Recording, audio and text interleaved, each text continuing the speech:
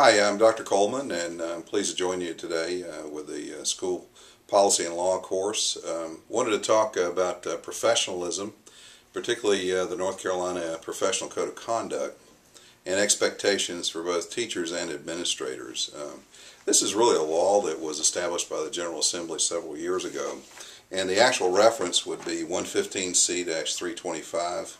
And it's really about the expectations for any employee, whether it's teacher or administrator.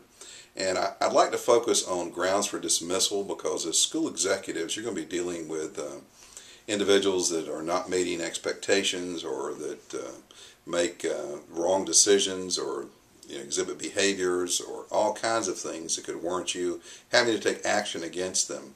And the grounds for dismissal, specifically from 115C-325, include inadequate performance, immorality, insubordination, neglect of duty, physical or mental capacity, and the use of controlled substances, as well as any conviction of a crime. Generally speaking, however, the one that really throws us as school executives is immorality. The others are pretty clear-cut. If you do your evaluation and you assess that, the Professional Code of Conduct and those grounds for dismissal covered. But immorality can be a tricky thing, particularly in the locale. For example, what might be considered immorality in Duplin County might not be anything like that in Charlotte-Mecklenburg.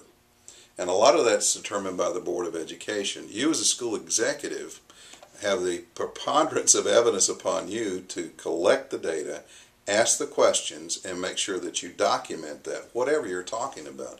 And it's a balancing act, because you have to consider the rights of the teacher or the administrator with the student or the parent or whomever the other party is involved. And it's very important that you maintain objectivity. This is usually an emotional issue.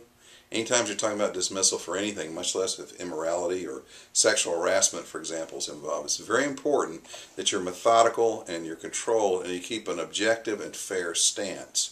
Now, you have a lot of options as an administrator of removing the person with pay, for example, while you're investigating.